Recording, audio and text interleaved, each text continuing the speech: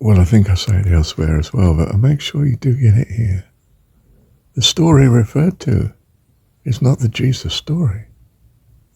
It's the Christian story. It doesn't just dwell on whatsoever is good and lovely. On the contrary, the power behind it is the terrible suffering of crucifixion, of a good chap who you love and care for because he loves you.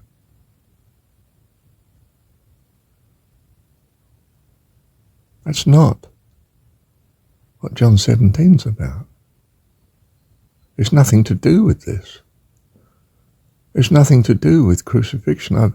I'm out of here. I've finished the work. You know, the Christian has to say, what do you mean you finished the work? You haven't been crucified yet. You haven't been given as an offering for sin. You haven't suffered. It's not that the Christian wants Jesus to suffer, but he needs Jesus to suffer, and he's so grateful that Jesus does suffer. That's not John 17.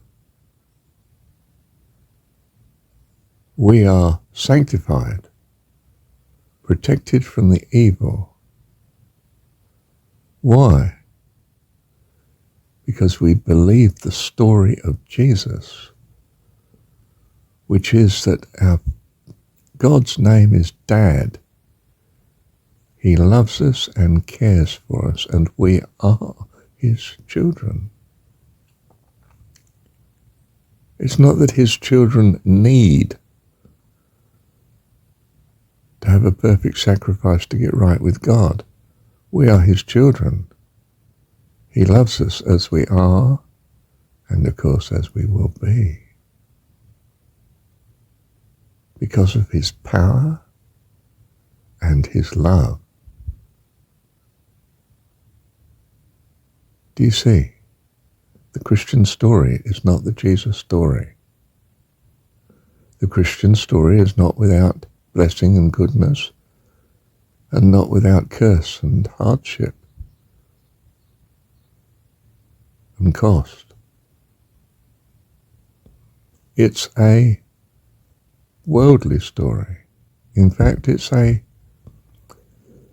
mystery cult story.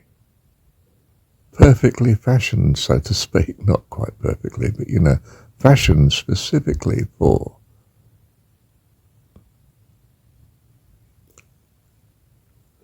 the Hebrew. And Hebrew religion itself was probably seeded by the Persians too. And this is being seeded by an emperor originally, and the others, who have, well, in the case of Constantine, Mithraic background, mystery cult background, that from their point of view has been a godsend to them. Constantine's not washing his hands of such. He's embracing another cult that's similar, one that's going to be fashioned specifically for his empire. Okay, he's taking Christianity, which is acceptable to swathes of his people, and he sees it as invaluable because it's like Mithraism. And he can run both, and does, and his coins show that.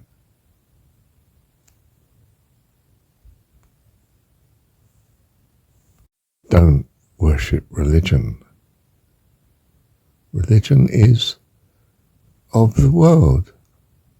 That doesn't make it bad. It just doesn't make it, well, the equal of the Jesus story. Now, I don't know what's added and what's not to the Jesus story, but I do know John 17 says, I've finished the work, and I'm now with you, and I want them to be with me where I am.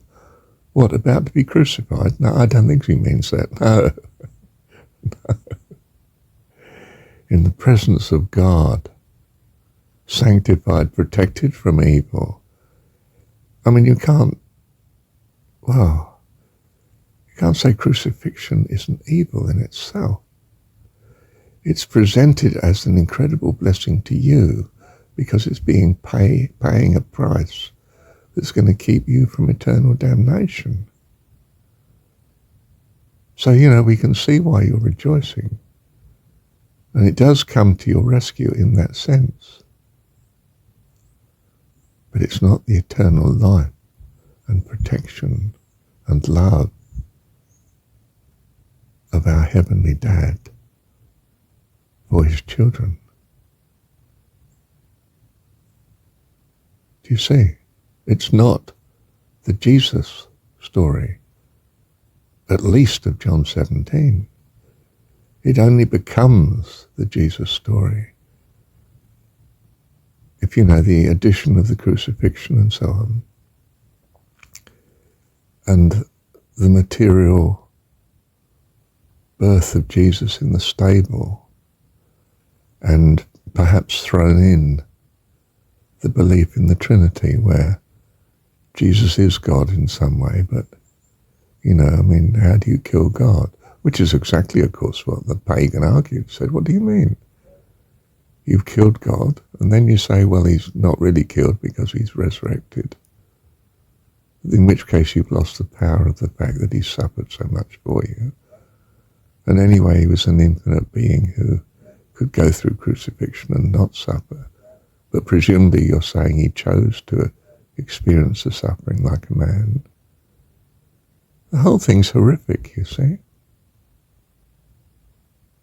We turn a blind eye in Christianity to its horrific content because we value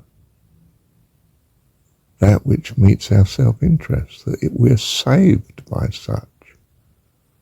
So I'm supposed to thank God that the Father crucified Jesus, had him crucified, that we might be rescued. It's an horrific sort of fix that it puts us in. We have to have blind faith that in some sense it's going to be okay. It's all right.